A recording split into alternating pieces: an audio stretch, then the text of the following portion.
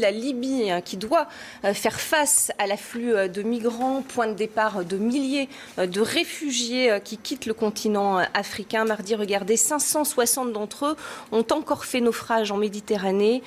Une date qui restera comme un de ces moments où l'on peut avoir honte de ce qu'est devenue l'action syndicale. La CGT a en effet décidé de bloquer l'impression des journaux qui avaient refusé de publier sous la contrainte un tract appelant le gouvernement à retirer la loi travail. Désormais, 16 des 19 centrales nucléaires en France sont en grève selon la CGT. 3 centrales thermiques ont rejoint le mouvement. La Fédération nationale mine énergie appelle à multiplier les actions, baisse de charges, voire coupure d'électricité. Il y en a d'ailleurs déjà eu hier à Nantes ainsi que dans les Bouches-du-Rhône. Et la mobilisation s'étend. Sur les 19 centrales nucléaires en France en grève, 10 ont réduit leur production, comme au Tricastin, ou encore ici à Cattenom en Lorraine, où une partie du personnel s'est mobilisée. Au total, une baisse de production de 8% sur l'ensemble de la France.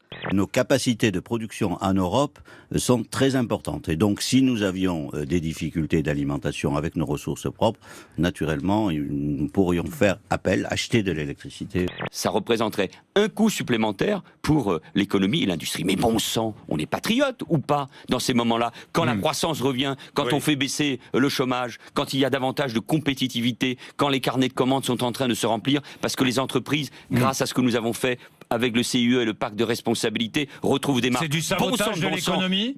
Pour le deuxième mois consécutif, le nombre de demandeurs d'emploi est en baisse. Moins 19 900 chômeurs de catégorie A, soit 0,6%. De sérieuses recettes en perspective également pour les chantiers navals de Saint-Nazaire. L'armateur américain qui avait déjà commandé ce mastodonte, l'Harmony of the Seas, vient de signer une intention de commande pour 3 nouveaux paquebots. Cela représente 2,5 milliards d'euros, mais surtout du travail pour les salariés, au moins jusqu'en 2022. Le bras de fer se poursuit entre les syndicats, la CGT en tête et le gouvernement. Pénurie de carburant, coupure d'électricité, les grévistes mettent la pression. C'est une guerre d'usure qui s'est engagée, mais qui cédera le premier? Manuel Valls agace désormais la majorité des députés socialistes. On ne décide pas tout seul, même Manuel Valls. Et je crois que si on a une position, on va dire, d'adulte, responsable, on cherche le dialogue. Vous vous rendez compte, le premier syndicat de France aujourd'hui, Laurent Berger, son secrétaire général, qui a été sévère au début sur la première mouture de texte, avec qui nous avons négocié durement sur le texte, considère que ce texte est bon pour les salariés et qu'il leur donne de nouveaux droits. Est-ce que ça vous fait un peu bizarre que vous soyez pris en exemple par Manuel Valls?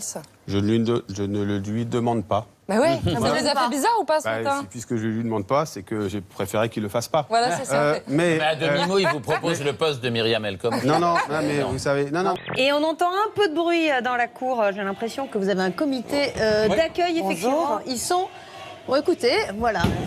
On va espérer que cette émission va se poursuivre dans le calme. Merci en tout cas d'être venu nous voir. On va accueillir à présent notre invité du dîner. Pendant presque 45 ans, il a travaillé à la rédaction de France Télé. Il prend cette année sa retraite médiatique. Il est l'un des journalistes sportifs les plus célèbres et aimés de France. Jeux Olympiques, Roland-Garros, Tour de France, Paris-Dakar. Il a tout couvert. On accueille Gérard Ross. Merci beaucoup.